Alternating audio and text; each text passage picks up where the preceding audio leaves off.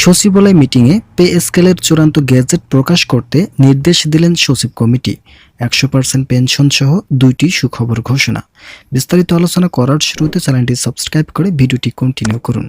সকাল 9 ঘটিকা থেকে বাংলাদেশ সচিবালয় সচিবদের সঙ্গে নিয়ে প্রধানমন্ত্রী তারেক রহমান জরুরি একটি বৈঠক করেন। এই বৈঠকে পে স্কেলের চূড়ান্ত সিদ্ধান্ত গ্রহণ করা হয়েছে। বৈঠকে বিভিন্ন অর্থনীতিবিদ ও সংসদ সদস্য হাসনাত আবদুল্লাহ সহ বিভিন্ন মন্ত্রী পরিষদের সদস্যরা উপস্থিত ছিলেন।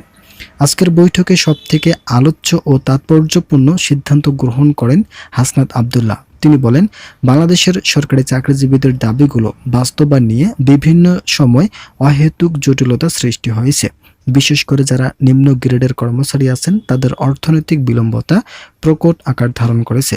ফলস্বরূপ সকলের মতামত নিয়ে নবম জাতীয় বেতন স্কেল বাস্তবায়নের নতুন সিদ্ধান্ত গ্রহণ করা হয়।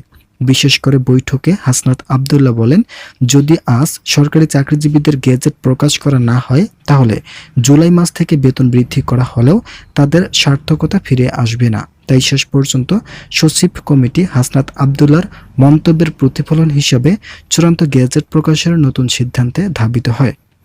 সচিব কমিটির একাধিক সদস্য বলেন, বাংলাদেশের 24 লক্ষ সরকারি চাকরিজীবীদের সকল দাবি বাস্তবায়ন নিয়ে জটিলতা একদিনের নয়।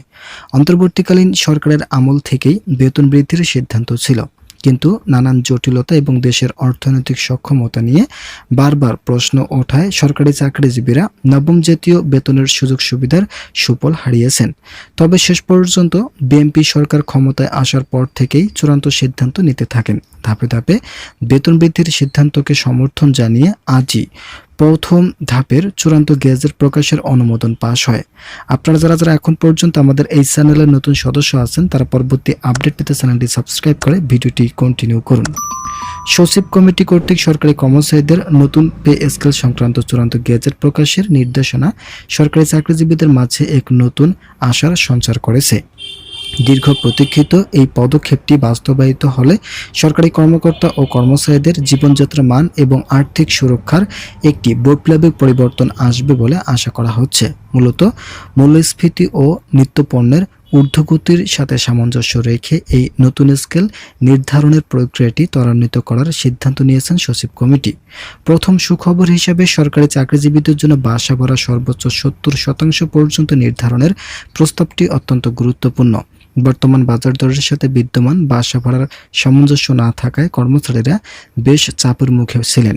নতুন এই নির্দেশনায় বাসা ভাড়ার হার যৌক্তিক পর্যায়ে উন্নীত করার ফলে কর্মচারীদের জীবনযাত্রার ব্যয়ভার লাঘব হবে এবং আবাসন সংক্রান্ত দুশ্চিন্তা অনেকটাই দূর হবে বলে সংশ্লিষ্টরা মনে করছেন। দ্বিতীয় বড় সুখবরটি হলো চিকিৎসা ভাতার ক্ষেত্রে যুগোপযোগী পরিবর্তন। সরকারি চাকরিজীবীদের অবসত্তর জীবনের কথা চিন্তা করে চিকিৎসা ভাতার এই সিদ্ধান্তটি একটি সময়োপযোগী পদক্ষেপ হিসেবে বিবেচিত হচ্ছে।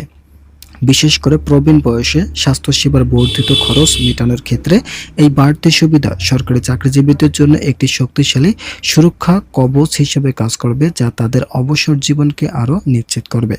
আপনারা এখন পর্যন্ত যারা আমাদের এই চ্যানেলের নতুন সদস্য আছেন তারা পরবর্তী আপডেট পেতে চ্যানেলটি সাবস্ক্রাইব করুন। তালিকায় থাকা আরেকটি বড় প্রাপ্তি হলো 100% পেনশন সুবিধা পুনঃপ্রবর্তন।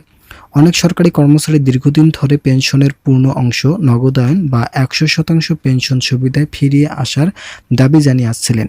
সচিব কমিটির এই সিদ্ধান্তের ফলে যারা অবসরে যাচ্ছেন তারা আর্থিক সংকট কাটিয়ে উঠতে সক্ষম হবেন এবং এককালীন বড় অঙ্কের অর্থ পাওয়ার ফলে তাদের ব্যক্তিগত ও পারিবারিক পরিকল্পনা বাস্তবায়ন সহজতর হবে। সচিব কমিটির এই নির্দেশনার পরপর অর্থ মন্ত্রণালয় এবং জনপ্রশাসন মন্ত্রণালয়কে দ্রুত গেজেট চূড়ান্ত করার জন্য কাজ শুরু করতে বলা হয়। সংশ্লিষ্ট নথিপত্র পর্যালোচনা করে অতি দ্রুত প্রজ্ঞাপন জারির প্রক্রিয়া সম্পন্ন করা হবে বলে আশা করা হচ্ছে। এই গেজেটটি কার্যকর হলে সরকারি চাকরির বাজারে নতুন উদ্দীপনা সৃষ্টি হবে এবং দীর্ঘদিনের দাবিগুলো পূরণ হওয়ার মাধ্যমে প্রশাসনের কর্মদক্ষতা বৃদ্ধি পাবে। অবশেষে এই উদ্যোগটি সরকারি চাকরিজীবীদের জন্য একটি মাইলফলক হিসেবে চিহ্নিত হয়ে থাকবে। বর্তমান সময়ের প্রেক্ষাপটে আর্থিক ও সামাজিক নিরাপত্তা নিশ্চিত করার জন্য এটি একটি সাহসী ও মানবিক সিদ্ধান্ত। গেজেট প্রকাশের পর সরকারি কর্মচারীদের দীর্ঘদিনের প্রতীক্ষার অবসান ঘটবে এবং এটি তাদের কাজের প্রতি আরও মনোযোগী ও নিবেদিত প্রাণ হতে উৎসাহিত করবে বলে প্রতীয়মান হচ্ছে। আপনারা যারা যারা এখন পর্যন্ত আমাদের এই চ্যানেলের নতুন সদস্য আছেন তারা পরবর্তী আপডেট পেতে চ্যানেলটি সাবস্ক্রাইব করে আমাদের সঙ্গে থাকুন।